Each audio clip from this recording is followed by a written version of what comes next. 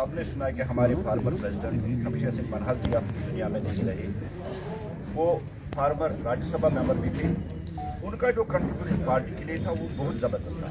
Party को बढ़ाने में उनकी बहुत ज़्यादा कोशिश और लगन के साथ उन्होंने ये काम किया। उन्होंने एक छोटे कार्यकर्ता की हैसियत से काम करना शुरू कर दिया। संघ से उन्होंने शुरू कर दिया, फिर आते आते वो ब्लॉक लेवल के बन गए। उसके बाद उन्होंने यूथ के हमारे जनरल सेक्रेटरी BJYM, उसके बाद यूथ के प्रेसिडेंट भी बने और बाद में वो स्टेट प्रेसिडेंट रहे। एज ए स्टेट प्रेसिडेंट हमें भी मौका मिला है उनसे काम करने के लिए।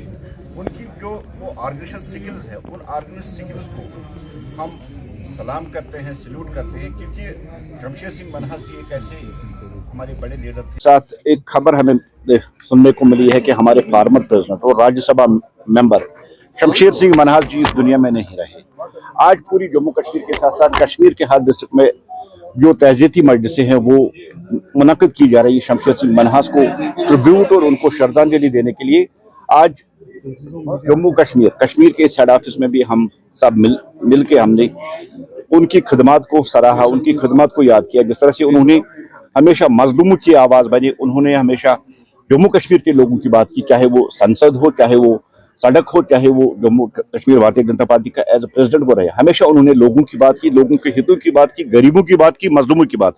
उनकी कोशिश और जो ऑर्गेनाइजेशन स्किल्स उनमें थी उनको याद करते हुए आज हमने उनको यहाँ श्रीनगर के ऑफिस में श्रद्धांजलि दी।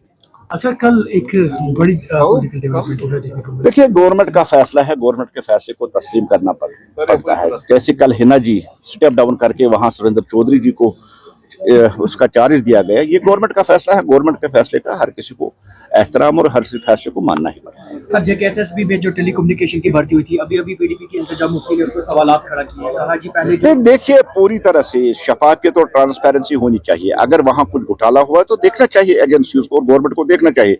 अगर इल्तिजा मुफ्ती जी ने सवाल उठाए तो इसका मतलब है उनके पास कोई प्रूफ होगी जिससे ये जाहिर होता है कि वहां कुछ गलत हुआ है। गलत हुआ तो वेरिफिकेशन होनी चाहिए, उसमें इन्वेस्टिगेशन होनी चाहिए और ट्रांसपेरेंसी और अकाउंटेबिलिटी बार बार जो भारतीय जनता पार्टी जो कह रही है उस पर उतरना चाहिए। और हम ये कहते हैं अगर टेलीकम्युनिकेशन इस लिस्ट में कोई हुई है तो उस पर एक कमीशन बिठा के उसको इन्वेस्टिगेट करना चाहिए और सच क्या है झूठ क्या है वो सामने आना। देखिए, हम भी चाहते हैं कि इलेक्शन बहुत जल्द हो, चाहे वो पंचायत हो चाहे वो म्युनिसिपल इलेक्शन है। अभी विंटर चल रहे हैं और हम भी एक्सपेक्ट कर रहे हैं मार्च तक इलेक्शन होगी और भारतीय जनता पार्टी पूरी तरह से इलेक्शन के लिए तैयार है।